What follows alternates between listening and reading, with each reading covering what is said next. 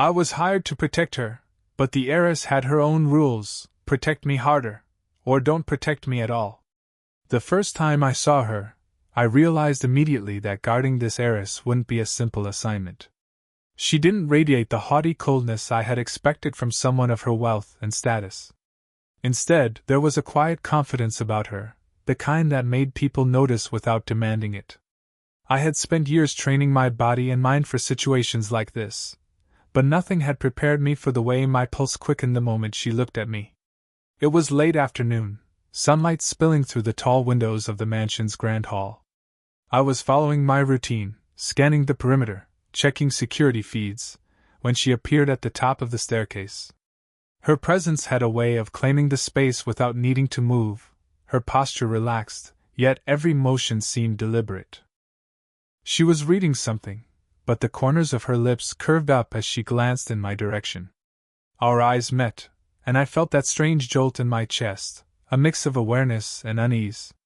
There was a playfulness in her gaze, as though she could sense my nervous attentiveness and found it quietly amusing. I cleared my throat, reminding myself this was professional territory. But then she spoke, her voice soft yet filled with subtle command. "Don't just stand there. Come closer." I obeyed, stepping forward cautiously, aware of the small distance between us. As I approached, the faint scent of her perfume reached me, a warm, almost floral scent that lingered in the air and seemed to wrap around me. She closed her book slowly, her fingers brushing the cover, and tilted her head as if studying me like a puzzle. There was a spark in her eyes, a teasing challenge I couldn't quite decipher.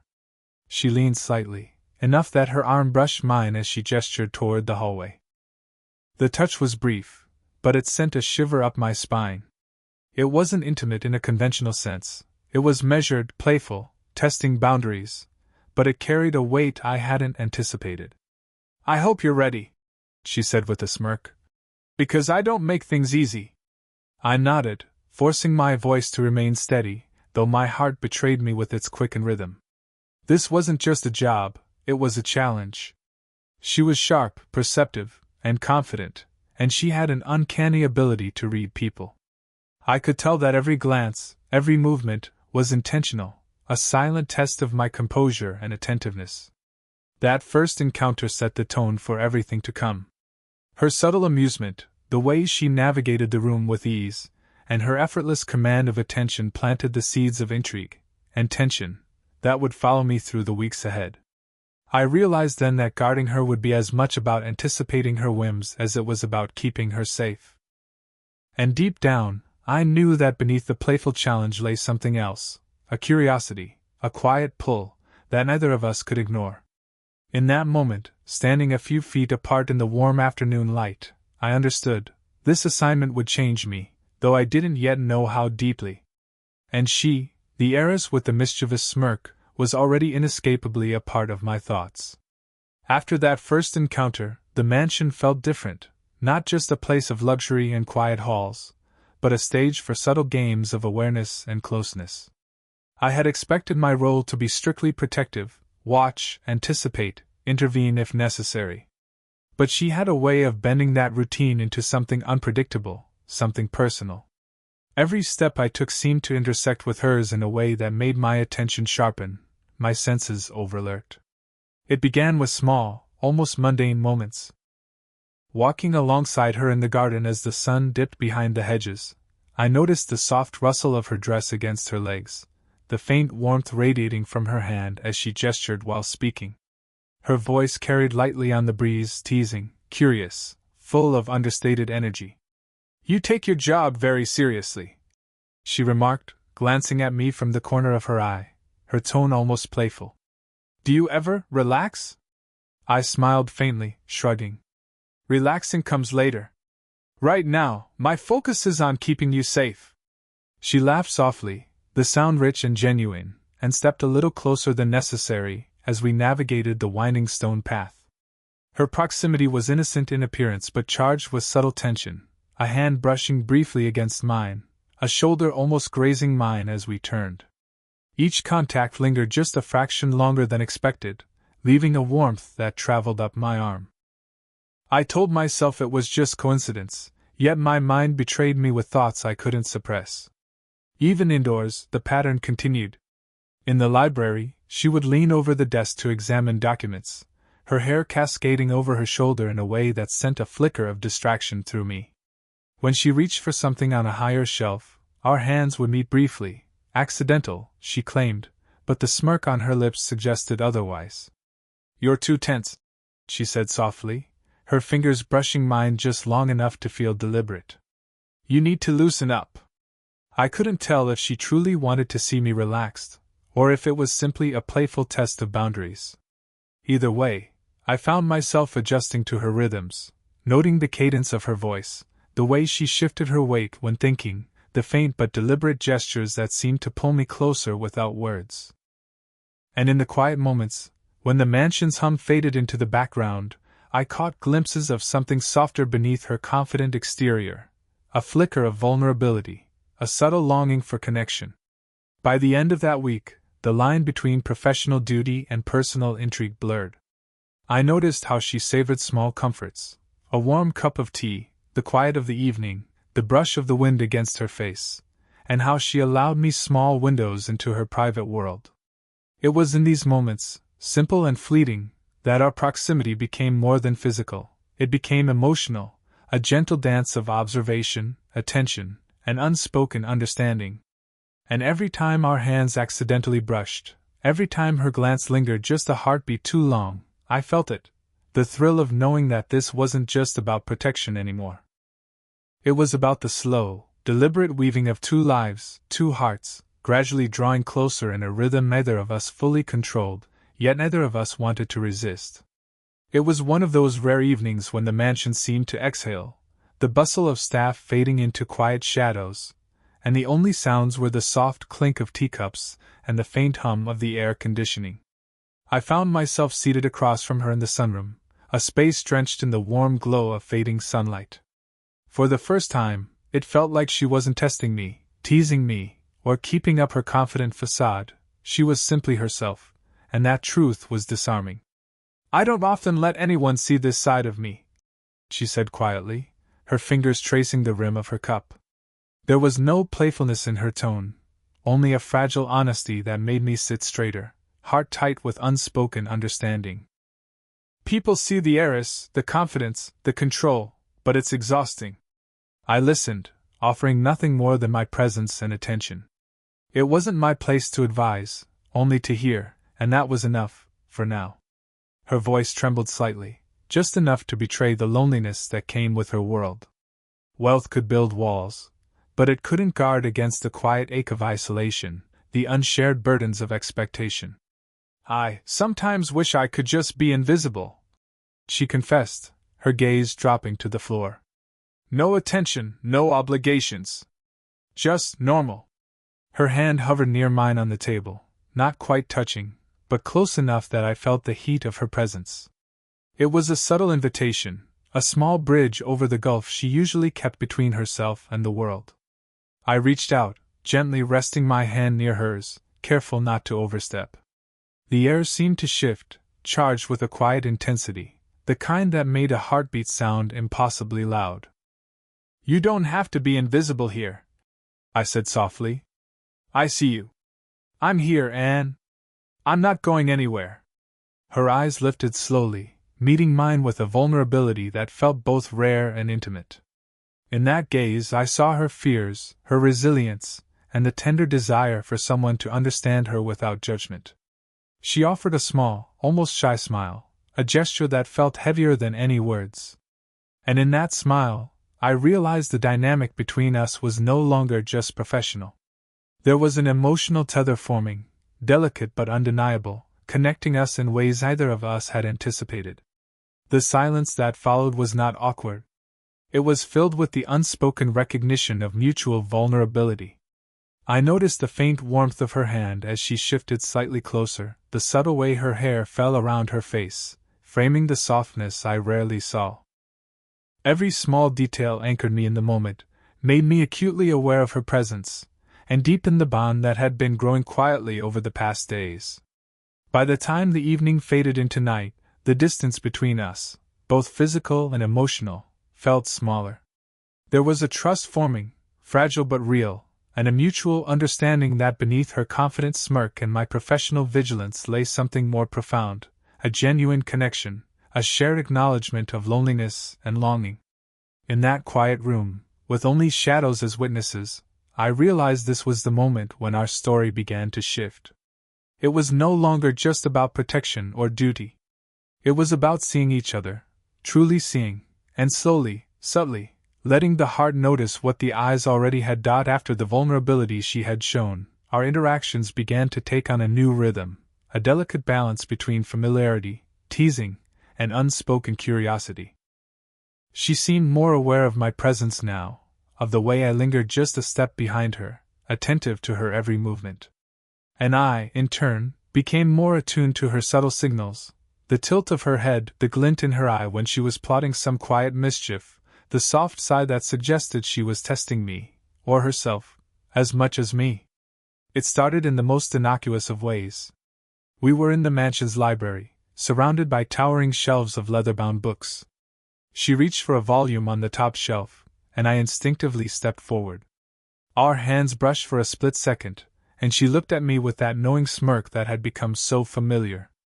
"You're awfully quick to jump to my aid," she said, her voice teasing. "Do you ever let anyone take risks without intervening?" I met her gaze steadily, careful not to show the jolt that her closeness always seemed to induce. "It's my job," I replied simply. But she shook her head, a small laugh escaping her lips, the kind that made the air feel warmer, lighter. "Maybe your job should be to keep me on my toes, not just safe," she whispered, leaning just a fraction closer, enough that the scent of her perfume reached me again, a subtle floral warmth that clung to the senses and made concentration a little harder. The games escalated over the next few days. At social events, she would subtly wander into areas that made me cautious, testing my attentiveness. In the garden, she would pretend to trip near uneven stones, only to catch herself at the last moment and glance back at me, challenging me without words. Each incident was playful, flirtatious, but it left me acutely aware of the tension simmering just below the surface, the thrill of being close, of touching without really touching, of communicating through silence and movement. One afternoon, as the sunlight streamed through the veranda, she turned to me with that teasing smirk I had come to anticipate. "Protect me harder," she said softly, her eyes sparkling with mischief. "Or don't protect me at all." It was a challenge and a confession all at once, a statement that made the air between us almost vibrate. I felt my chest tighten, the weight of responsibility and desire colliding in a way I hadn't expected. Even in quiet moments, our proximity spoke volumes. When she rested her hand briefly on my shoulder to steady herself while adjusting a vase, or when she leaned slightly closer to hear a whispered observation, I felt the subtle warmth of her touch, and the soft electricity of unspoken attraction. Each gesture, deliberate or accidental, seemed to blur the line between duty and something far more personal, far more intimate. By the end of this chapter of our story, I understood that the game she played wasn't just for amusement.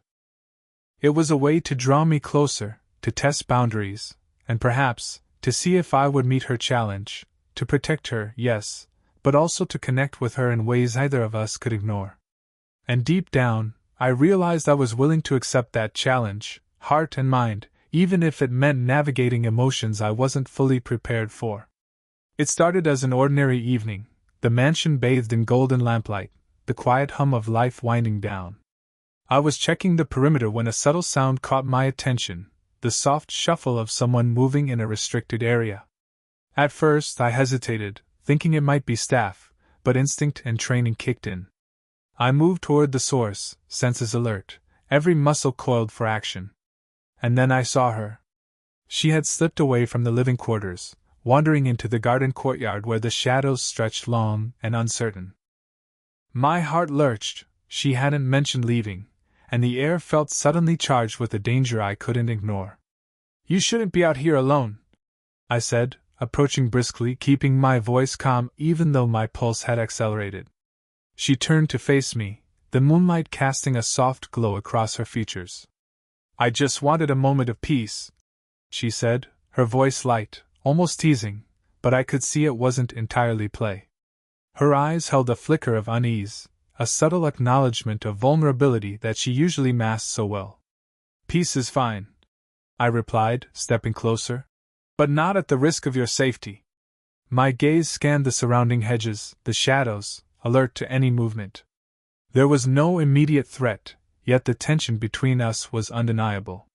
The faint rustle of leaves in the wind made me hyper-aware of every detail.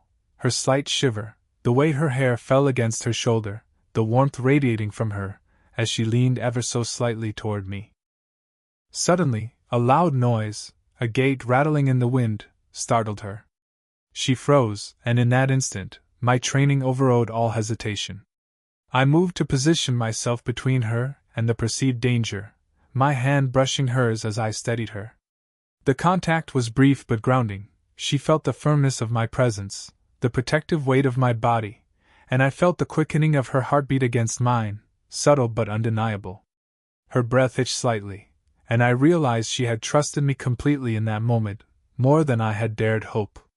I kept my hand near hers, not touching unnecessarily, just a reminder that she wasn't alone. "I've got you," I said softly, and the sincerity in my voice seemed to reach her. She nodded, the tension in her shoulders easing as she allowed herself to rely on me. We stayed like that for a few moments, silent except for the wind whispering through the garden.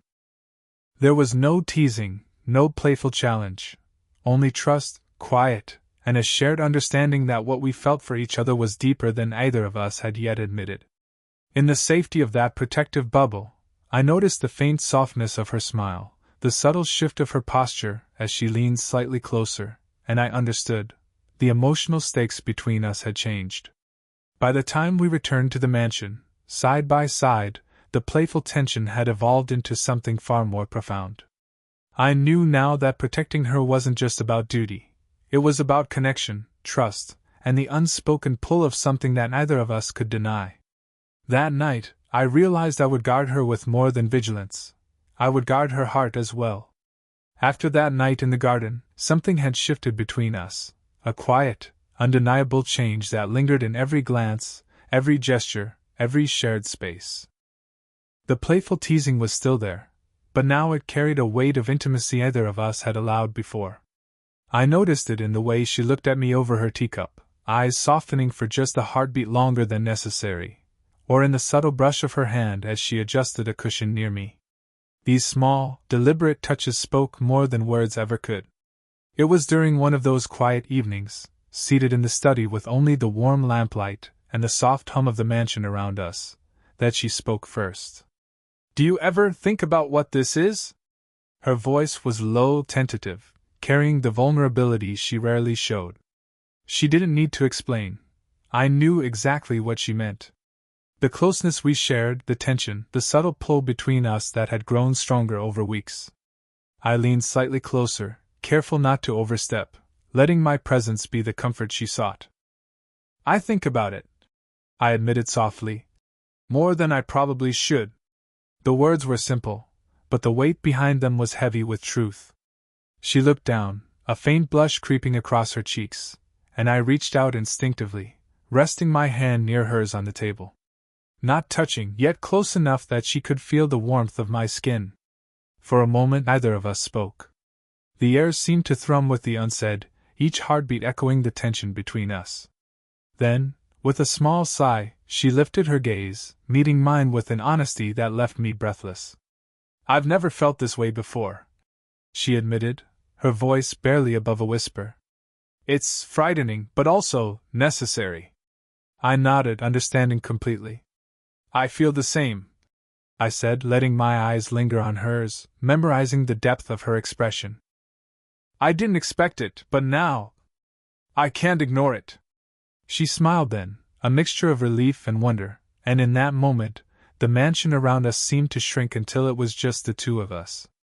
Our conversation drifted into silence, comfortable and warm, punctuated only by small gestures, her hand brushing lightly against mine as she reached for her teacup, my shoulder touching hers as we shifted in our seats. These were intimate acts, yet innocent, laden with meaning that words couldn't capture. Every slight movement conveyed trust, longing, and the deepening bond that had grown between us. As the night wore on, I realized that the walls she had built around herself were no longer impenetrable. She had allowed me inside, not just as her protector, but as someone who mattered, someone who could share in her vulnerability. And in return, I had let myself feel fully, not just duty or responsibility, but desire and care, the kind that made my chest ache with quiet intensity. By the time we stood to leave the study, our hands brushed, a fleeting contact, yet it lingered in the memory, a promise unspoken but understood. The emotional confession had shifted everything. It had transformed tension into tenderness, distance into closeness, teasing into trust. We were no longer just heiress and guardian. We were something new, fragile yet undeniable, slowly but surely moving toward each other with hearts finally open. The weeks that followed felt different, lighter yet deeper. The playful tension that had defined our interactions gradually softened into a quiet companionship, a rhythm between us that felt natural and steady. No longer just guardian and heiress, we existed in a shared space of trust and subtle affection, where every glance, every touch, carried meaning.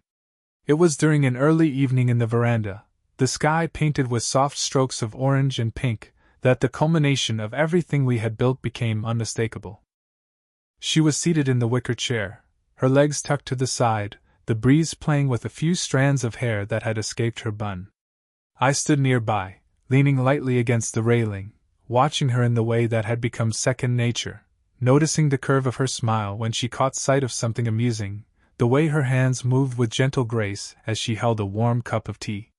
"You know," she said softly, her voice carrying that familiar warmth, "I think I've grown fond of having you around. More than I expected." There was no teasing in her tone, only sincerity, and a quiet vulnerability that made my chest tighten. "I've grown fond of you too," I replied honestly, taking a measured step closer. The distance between us wasn't large, yet the careful closeness allowed every subtle movement, every heartbeat, to resonate. She looked up at me then, her eyes reflecting the hues of the sunset, and I felt an ache of longing tempered by the comfort of mutual understanding. We didn't rush. We never had. The slow, deliberate pace of our connection had taught us patience, attention, and the power of subtlety. I extended my hand lightly toward hers, letting our fingers brush just enough to feel the warmth and the gentle strength she carried. She accepted the contact, curling her fingers lightly around mine, not forceful, just natural, just right. For a few moments, we stood there in quiet harmony, the world around us fading into insignificance. There was no need for words. The closeness, the mutual trust, and the shared history of small touches and glances said everything. She leaned ever so slightly toward me, and I felt the faint press of her shoulder against mine. A subtle, perfect intimacy, gentle and affirming. "Promise me," she whispered, a playful smirk returning to her lips, "that you'll keep protecting me, but maybe, for the right reasons this time." I smiled, letting my forehead brush slightly against hers, a tender, safe gesture that carried the weight of our journey.